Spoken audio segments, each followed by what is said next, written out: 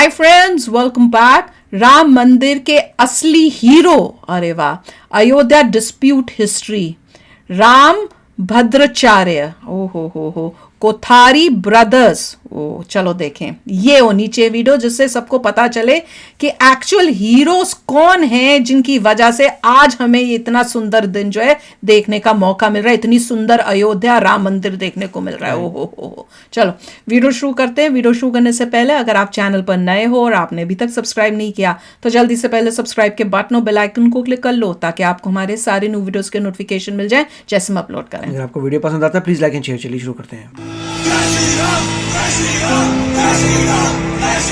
दोस्तों, तारीख थी 30, महीना था नवंबर और साल था 1858, यानी आज से ठीक 165 साल पहले की बात है। अवध के थानेदार शीतल दुबे को बाबरी मस्जिद के एक अधिकारी से शिकायत मिलती है कि 25 निरंकारी सिख जबरन मस्जिद में घुस गए।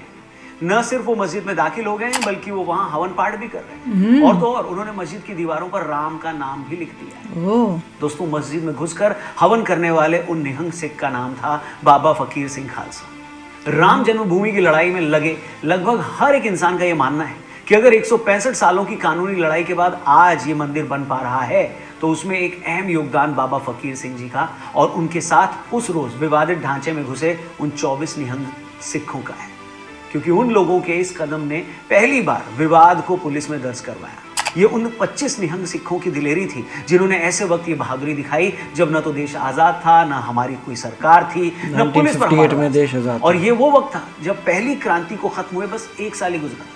यानी उन 25 वीर सिखों ने ऐसी हिम्मत दिखाई कि उसके बाद न जाने कितने लोगों ने उनके रास्ते पर चलते हुए वो कर दिखाया जो 500 सालों से नहीं हुआ था। और आज अयोध्या में जब भव्य राम मंदिर की प्राण प्रतिष्ठा हो रही है तो फकीर सिंह जी की 8वीं पीढ़ी के वंशज जत्थेदार बाबा हरजीत सिंह रसूलपुर सामने आए हैं। इन लोगों को उस बात का फक्र है कि जो लड़ाई उनके पुरखों ने शुरू की थी आखिरकार वो किसी अंजाम तक पहुंच गई। और इसी खुशी में ये लोग 22 जनवरी को अयोध्या में लंगर लगाने वाले हैं। वो हमारे जो बुजुर्ग थे जथेदार बाबा फकीर सिंह जी खालसा निहंग सिंह रसूल पर, मैं उनकी जो विरासत में उनकी पीढ़ी में 8वीं पीढ़ी में उनकी गद्दी पे हूँ। सो उसकी खुशी में हम वहाँ पे अयोध्या में लंगर लगाने जा रहे हैं। दोस्तों, कमाल की बात है, आज एक तरफ खालिस्तानी आतंकी लोमड़ी की शक्ल वाला गुरपतवंत सिंह पन्नू ऐसे लोग सिखों और हिंदुओं के बीच दरार डालने की कोशिश कर रहे हैं। धर्म के नाम पर पंजाब को भारत से तोड़ने की बात कर रहे हैं। सिखों और हिंदुओं के सदियों पुराने रिश्ते पर मिट्टी डालने की साजिश रच रहे हैं। वहीं हरजीत सिंह जैसे लाखों सिख सिक्खी और प्रभु राम के बीच रिश्ते की उस पवित्रता को समझ रहे हैं। बाबा फकीर सिंह खालसा जी और उनके साथियों ने आज से 165 साल पहले जो किया उसके लिए हम उन्हें और उनके साथ गए बाकी निहंग सिख भाइयों को नमन करते हैं। प्रभु श्री राम के हम सब भक्त हमेशा हमेशा के लिए अपने उन सिख भाइयों के ऋणी रहेंगे। मगर इसके साथ ही हमारे लिए ये जानना भी जरूरी हो जाता है कि ऐसे हर उस शख्स के बारे में हम बात करें जिनकी हिम्मत, हौसले और विद्वता के चलते आज अयोध्या में भव्य श्री राम जी का मंदिर का निर्माण हो पा रहा है। यूं तो ऐसे हजारों लोग हैं, मगर कोशिश करेंगे कि आज उन लोगों की खास तौर पर चर्चा की जाए जिनके बारे में या तो हम कम जानते हैं या उतना नहीं जानते। ऐसे ही एक दिव्य पुरुष है जगत गुरु राम भद्राचार्य जी। इन्होंने वहां जाके इतने फैक्ट्स बताए। अगर दोस्तों मैं ये कहूं कि जगत गुरु राम भद्राचार्य जी मौजूदा भारत के सबसे विद्वान शख्स हैं तो शायद ये गलत नहीं होगा। अगर मैं ये कहूं कि वो इकलौते ऐसे शख्स हैं जिनकी एक गवाही से पूरे के पूरे अयोध्या विवाद की गुत्थी सुलझ गई तो भी गलत नहीं होगा। अगर मैं ये भी कह दूं कि अयोध्या को लेकर 150 साल से ज्यादा वक्त से चला आ रहा कानूनी विवाद सिर्फ उनकी वजह से सुलझ पाया तो ये भी अतिशयोक्ति नहीं होगी।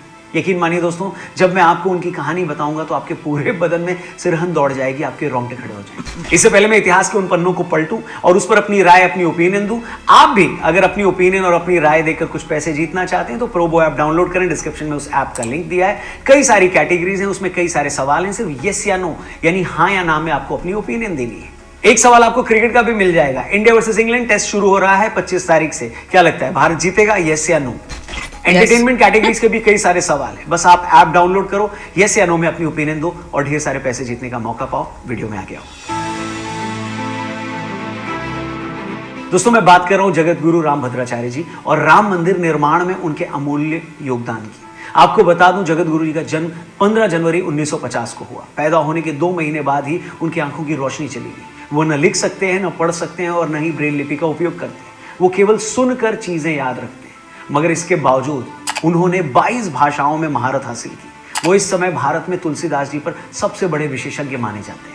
अब सुनिए, सुप्रीम कोर्ट में जब अयोध्या विवाद पर बहस चल रही थी और दूसरा पक्ष ये साबित करने में लगा था कि भगवान श्री राम का तो कोई वजूद था ही नहीं, उनकी पूजा तो सिर्फ 300 साल पहले शुरू हुई है और भगवान श्री राम का अयोध्या से कोई नाता था भी या नहीं ये भी तय नहीं है। ऐसे में जगत गुरु जी की एक गवाही ने केस का पूरा रुख मोड़ दिया। उन्होंने सुप्रीम कोर्ट में वेद पुराण के साथ रामलला के पक्ष में गवाही दी।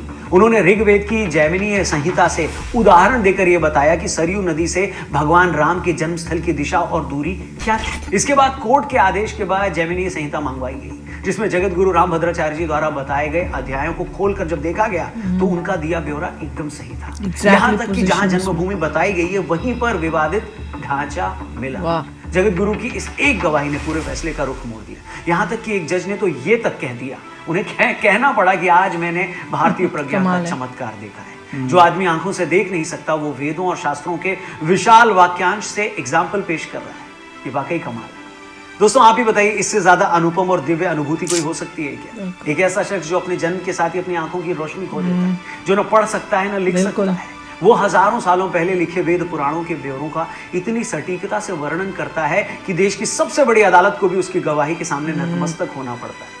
उनकी एक इस गवाही ने विरोधी पक्ष के उस झूठ की बखिया उधेड़ दी जो ये साबित करने पर तुले थे कि भगवान श्री राम का कोई वजूद है ही नहीं और उनकी पूजा तो बस कुछ ही 100 साल पहले शुरू हुई।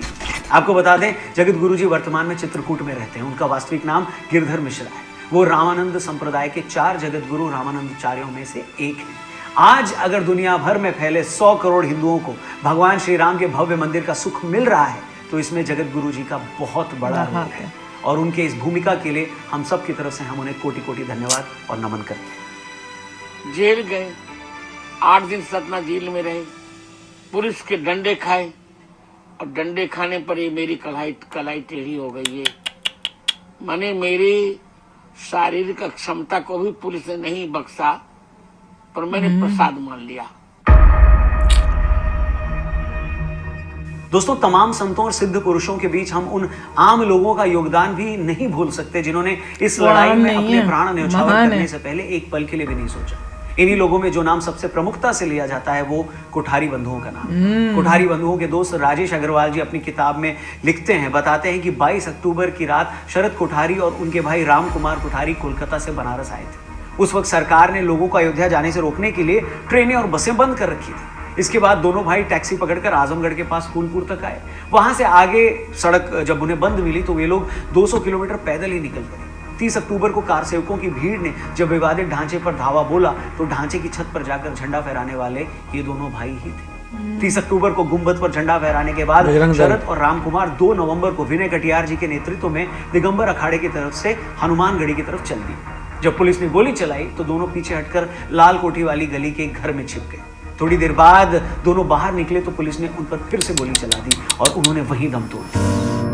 निहत्थों पे गोलियां चला रहे हैं किस बात के लिए? कुमार की मौत हुई 10 दिन बाद ही उनकी बहन की शादी थी। बाद के सालों में उनके माता पिता भी इस दुनिया में नहीं रहे, मगर आज उनकी बहन को अपने भाइयों पर गर्व है और वो इस दिन का बेसब्री से इंतजार कर रही है कि वो दिन आए जब वो रामलला के इस भव्य मंदिर में उनका दर्शन करें। पाजेब वगैरह पहन के रखते हैं ना, मैंने पायल खोल दी अपनी माँ से कि वो छन छन कर रही थी, नहीं अच्छी लग रही थी। मैं पाजेब खुली और पिताजी को ढूंढा। मैंने बोला पिताजी कहाँ है? पिताजी को खोजा ऊपर नीचे तो पिताजी मिले। मैंने बोला पिताजी को कि मुझे अयोध्या जाना है, भैया और के पास जाना है। दोस्तों विवादित ढांचा गिराना सही था या नहीं, उसे गिराने की नौबत क्यों आई, हम इस बहस में नहीं उलझना चाहते। क्यों? जब इंसाफ नहीं मिल रहा तो क्या करे कोई और? में एएसआई का सर्वे हुआ, उस सर्वे में मस्जिद के नीचे मंदिर होने की बात सामने आई। बाद में उन्हीं सबूतों के आधार पर अदालत ने वहां मंदिर निर्माण को हरी झंडी दी थी। अगर ये सब कुछ संभव हुआ तो इसमें कोठारी बंधुओं जैसे हजारों कार सेवकों का भी योगदान है, उनका रक्त है। बिल्कुल। आज इस मौके पर देश उन दोनों भाइयों का ऋणी है और हमेशा रहेगा। बिल्कुल। इन सबकी स्ट्रगल्स की वजह से ये हुआ, नहीं तो अगस्त कहाँ होना था? 2020 में जब अयोध्या में राम जन्मभूमि का भूमि पूजन हुआ तो पूरे देश से खुशी और उत्साह की तस्वीरें सामने आ रही थी, मगर एक तस्वीर जिसने पूरे देश का दिल जीत लिया, एक तस्वीर जिसमें मौजूद शख्स की तुलना लोग प्रभु श्री राम के सेवक और भक्त हनुमान जी से करने लगे, वो तस्वीर थी 95 साल के पराशरन जी की। जी हाँ, के पराशरन जी वो शख्स थे जिन्होंने अदालत में हिंदू पक्ष की तरफ से केस लड़ा। देखिए इसमें किसी को डाउट नहीं है कि के पराशरन जी मौजूदा भारत के सबसे सम्मानित जीवित शख्स हैं। के पराशरन जी भारतीय शास्त्रों के महान ज्ञाता है। वो 2 बार भारत के अटॉर्नी जनरल रह चुके हैं। सुप्रीम कोर्ट में जब वो रामलला का केस लड़ रहे थे उस वक्त उनकी उम्र 92 साल थी और उन्होंने तब जजों से कहा था कि मैं अपने जीते जी इस केस का वो निपटारा बताया था चाहता ना उस वीडियो में, वो उनकी बोल रहे थे। विद्वता, उनके ज्ञान, उनकी तर्क शक्ति वाह। और शास्त्रों को लेकर उनकी जो अद्भुत जानकारी थी, विपक्षी पक्ष की एक एक दलील को उसने खारिज कर दिया। यह पराशर जी का ही देन है, इतनी ऐसे सूक्ष्म विचारों से और ऐसे प्रमाणों को कोर्ट के सामने प्रस्तुत किए कि कोर्ट को मजबूरन रामलला के पक्ष में और ये आदेश देना पड़ा। कानून के जानकार ये मानते हैं कि अगर अदालत में हिंदू पक्ष की तरफ से ये लड़ाई जीती गई तो उसमें बहुत बड़ा रोल के पराशर जी का भी है। बिल्कुल। के पराशर जी शायद देश के इकलौते शख्स होंगे जो इंदिरा गांधी जी से लेकर मौजूदा सरकार तक सबके प्रिय रहे हैं, मगर उन्होंने हमेशा अपनी शर्तों पर काम किया। अगस्त 2020 को जब अयोध्या में राम मंदिर का भूमि पूजन हो रहा था तो टीवी पर इन तस्वीरों को देखकर पराशर जी अपने आंसू नहीं रोक पाए। उस वक्त उनकी वो तस्वीरें देश भर में खूब वायरल हुई। राम मंदिर की इस लड़ाई में उनके योगदान को देखते हुए जब सरकार द्वारा राम मंदिर ट्रस्ट का गठन किया गया तो पराशर जी को इसमें पहला ट्रस्टी बनाया गया। हम सबके लिए खुशी और गर्व की बात है कि इन सालों में मंदिर की लड़ाई से जुड़े बहुत सारे लोग उम्र और बाकी कारणों की वजह से हमारे बीच नहीं हैं, मगर के पराशर जी 95 साल की उम्र में इस लम्हे का गवाह बनने के लिए हमारे बीच मौजूद हैं और ये पूरा देश हमेशा उनका आभारी रहेगा। इन्हें तो खास बुलाना चाहिए। दोस्तों, एक और शख्स जिन्हें मंदिर आंदोलन का मुख्य आर्किटेक्ट माना जाता है वो है विश्व हिंदू परिषद के अध्यक्ष रहे दिवंगत अशोक सिंघल जी। अशोक सिंघल जी वो शख्स थे जिन्होंने सबसे पहले 1984 में श्री राम जानकी रथ यात्रा की शुरुआत की। वे अशोक सिंघल जी ही थे जिन्होंने राम आंदोलन से महिलाओं और युवाओं को जोड़ने के लिए विश्व हिंदू परिषद से दुर्गा वाहिनी और बजरंग दल जैसे 2 अलग संगठन बनाए। वो अशोक सिंघल जी ही थे जो 1989 में राम नाम की पहली ईंट सिर पर लेकर अयोध्या के लिए निकले। वो अशोक सिंघल जी ही थे जो भारी पुलिस बल को चकमा देकर 1990 में भेष बदलकर अयोध्या पहुंचे थे। 70 के दशक में संघ से जुड़ने के बाद विश्व हिंदू परिषद के गठन से लेकर 2015 में अपनी मृत्यु तक अशोक सिंघल जी ने अपना पूरा जीवन, अपनी पूरी लाइफ सिर्फ और सिर्फ राम मंदिर के सपने को साकार करने में लगा दिया। वो आज हमारे बीच नहीं है, मगर वो जहां कहीं भी होंगे अपने सपने के साकार होने पर बेहद खुश होंगे। राम मंदिर का निर्माण उनके जीवन का, इनको मेरे में कुछ याद है, मैंने इनको देखा हुआ है बहुत और टीवी उसके में। लिए उन्होंने जो संघर्ष किया उसके लिए वो हमेशा याद रखे जाएंगे। ये कौन है? दोस्तों, इनको भी मंदिर बहुत निर्माण देखा है के टीवी लिए में। अपनी पूरी लाइफ दे याद है देना, बचपन में। अपना जीवन खपाने वालों की सूची में शामिल अगर मैं एक एक शख्स के नाम का यहाँ जिक्र करूं तो शायद ये प्रोग्राम कुछ घंटों नहीं बल्कि बिल्कुल। महीनों तक चलता बहुत- जाएगा। बहुत स्ट्रगल्स किए। फिर भी इस आंदोलन में अपनी रथ यात्रा के जरिए लाल कृष्ण आडवाणी जी ने जो भूमिका निभाई उससे आज का हर एक शख्स परिचित है। वो साथ में मेरे ख्याल से मोदी जी थे, मोदी जी लग रहे हैं। उन्होंने पिछली सरकारों की तरह कार सेवकों को रोकने के लिए गोली नहीं चलाई। भले ही इसके चलते उनकी वही तो। सरकार चली गई, मगर उन्होंने कार सेवकों का ये खून होता है। बहाने का पाप नहीं किया। बिल्कुल। उसी तरह रामायण जैसे धारावाहिक के जरिए हमारी पीढ़ी को भगवान श्री राम के चरित्र और उनकी महिमा से वाकिफ कराने का जो काम रामानंद सागर जी ने और उस सीरियल के किरदारों ने किया, उसके लिए भी ये देश उनका आभारी वो है। तो है। 40 के दशक में फैजाबाद के जिलाधिकारी रहे के नायर साहब का नाम भी मैं यहाँ लेना चाहूंगा, जिन्होंने उस वक्त के प्रधानमंत्री जवाहरलाल नेहरू जी के भारी दबाव के बावजूद विवादित ढांचे में अवतरित हुई भगवान श्री राम जी की मूर्ति को हटाने से मना कर दिया। उन्होंने क्लियरली बोला कि ऐसा करने से लोगों की भावनाएं आहत होंगी। आप कहें तो मैं इस्तीफा दे देता हूं, लेकिन मैं ऐसा नहीं करूंगा। जवाहरलाल दोस्तों, क्या नेहरू आप कैसे imagine कह भी कर सकते थे सकते कि मूर्ति हैं? हटा सिर्फ दो? लोगों की भावनाओं का सम्मान करते हुए एक जिलाधिकारी देश के प्रधानमंत्री से उलझ जाएगा, मगर नायर साहब ने उस वक्त ऐसा ही जज्बा दिखाया और वो किसी के आगे झुके नहीं। और आखिर में एक जिक्र इतिहासकार पीवी लाल साहब और के मोहम्मद साहब का भी बनता है। हमें ये मानना ही पड़ेगा कि जब भी अदालतों में किसी मामले पर कोई फैसला लिया जाता है या अदालत फैसला लेती है तो आखिर में वो सबूत ही देखती है। विवादित ढांचे की जगह पहले वहां मंदिर था, इस बात के सबूत तो बीबी लाल साहब और के मोहम्मद साहब के आर्कियोलॉजिकल रिसर्च से ही सामने आए। उन्हीं के सर्वे से ये साबित किया जा सका कि जिस जगह विवादित ढांचा था वहां कभी प्रभु श्री राम का मंदिर था। दोस्तों, मैं जानता हूं इतने लोगों को शामिल करने के बावजूद अब भी बहुत से नाम छूट गए। वो तो है। बेशक इसमें हमारी मौजूदा केंद्र सरकार और यूपी सरकार के मुखिया का नाम भी शामिल है, क्योंकि आखिरकार उन्हीं के पीएम और सीएम रहते तो इन मामलों में तेजी आई, अदालती फैसले आए और आखिरकार उन्हीं के सत्ता में रहते भव्य राम मंदिर की प्राण प्रतिष्ठा भी हो रही है। बेशक उनको भी बराबर का श्रेय जाएगा। और यहाँ ये भी अंडरलाइन कर दूं दोस्तों कि ये अवसर इतना बड़ा है, ये खुशी इतनी बड़ी है, ये अनुभूति इतनी दिव्य है कि हर इंसान जिसने इस सपने को साकार करने में मदद की है, हमें उसे श्रेय देना ही चाहिए। बिल्कुल। इस बात की रत्ती भर परवाह मत करिए कि दूसरा खेमा क्या कहेगा, लोग क्या Who कहेंगे। cares? भैया जो लोग खुद मंदिर का न्योता ठुकरा कर तो बैठे घटिया हैं, लोग हैं। इसके लिए क्या कहते हैं, इसकी परवाह किसे है? बताइए। जो लोग कभी चाहते ही नहीं थे कि ये मंदिर बने, उनसे सर्टिफिकेट मांग भी कौन रहा है? हमें नहीं। देखिए, हमें लगता है ये मौका ऐतिहासिक है, ये काम ऐतिहासिक है, इसलिए हर उस आदमी को इसका क्रेडिट हम देंगे जिसने ये इतिहास रचा है या इसमें मदद करी है। उसमें हमारे संत भी हैं, कारसेवक भी हैं, नेता भी हैं और हर वो आम भारतीय भी है जिन्होंने अपनी हैसियत से बाहर जाकर चंदा दिया है। इसमें वो बुजुर्ग भी हैं जो आज घर घर जाकर लोगों को प्राण प्रतिष्ठा के न्योते के अक्षत बांट रहे हैं। इसमें वो गरीब भी शामिल हैं जिन्होंने अपनी झुग्गियों पर श्री राम लिखे झंडे लगा रखे हैं। और इसमें वो गरीब आदिवासी महिला भी शामिल है जिसके घर जब कुछ लोग चंदा मांगने आए तो उसने अपने पड़ोसियों से 11 रुपए उधार मांगकर चंदा दिया, मगर उन्हें खाली हाथ जाने नहीं दिया। बिल्कुल। ऐसा इस देश का जज्बा है और ये है लोगों के अंदर की खुशी। बिल्कुल। बस इसी खुशी को आप महसूस करते रहिए और इसे दूसरों तक भी जरूर पहुंचाइए। बाकी वीडियो पसंद आया हो तो प्लीज इसे जरूर शेयर करिएगा, हमारे चैनल को भी सब्सक्राइब करिएगा, फेसबुक पे देख रहे हो तो हमारे पेज को जरूर लाइक करिएगा। ब्यूटीफुल वीडियो, बहुत इम्पोर्टेंट था कि सारी दुनिया, हर एक हिंदू को जाने कि कौन कौन वो महान पुरुष थे जिन्होंने जिनकी स्ट्रगल्स की वजह से आज हमको इतना सुंदर दिन देखने को मिल रहा है। इसमें हर एक बंदे का जो उसका कंट्रीब्यूशन है उनको हमें थैंक यू करके हाथ जोड़ के नमन करना चाहिए, नहीं तो ये दिन हमारे को देखने को नहीं मिलता। ये जो जैसे फर्स्ट जो बताया था उन्होंने, ओहो कि 1858 में ये शुरू हुआ था, वो तो सुन के मैं इतनी हैरान हो गई। मैंने कहा वाओ, उस टाइम से उनको पता था कि यहाँ पे गलत है, ये यहाँ पे श्री राम जी की जगह है ये। और देख लो कितना कुछ, मतलब इसमें बहुत सारे जो हैं, आप जैसे बता रहे हैं आर्कियोलॉजिस्ट जो हैं वो इन्वॉल्व हैं, वकील इन्वॉल्व हैं, सब हैं। और वो सुन के जो वो बता रहे थे जिन्होंने फाइट की है ये केस की, वो सुन के बहुत अच्छा लगा कि ही वॉज एबल टू, उनको देख के उन्होंने खुद देखा है कि हम लोग जीते हैं और अब ये मंदिर जो है बन रहा है।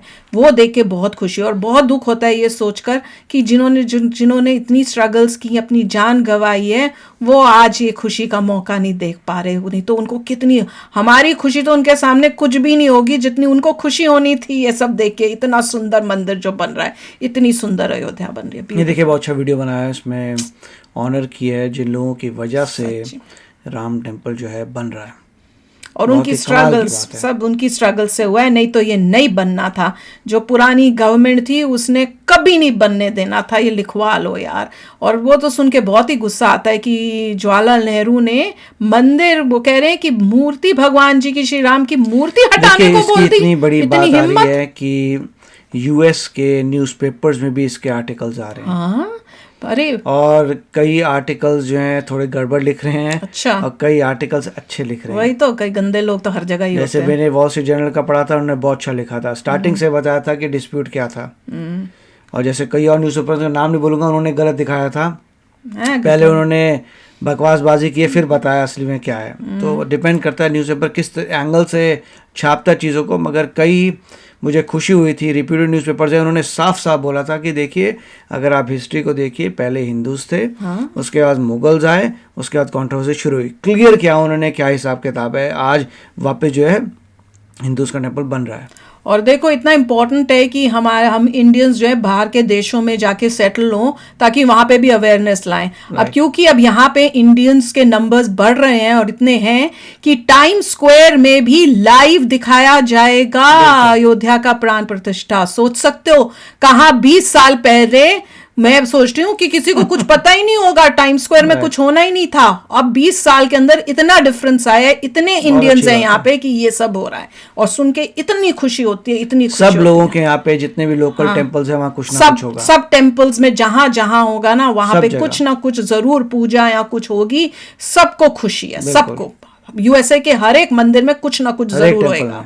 तो चलो आप भी शेयर करना अपने थॉट्स। चलते हैं, मिलेंगे नेक्स्ट वीडियो में बहुत ही जल्द। Till then take care and bye bye. तो अगर आप मेरे इस चैनल पे नए हो तो जल्दी से सब्सक्राइब के बटन को हिट करो और बेल आइकन को क्लिक करो ताकि आपको मेरा जब नया वीडियो मैं लगाऊं आपको उसके बारे में जल्दी से पता चल जाए।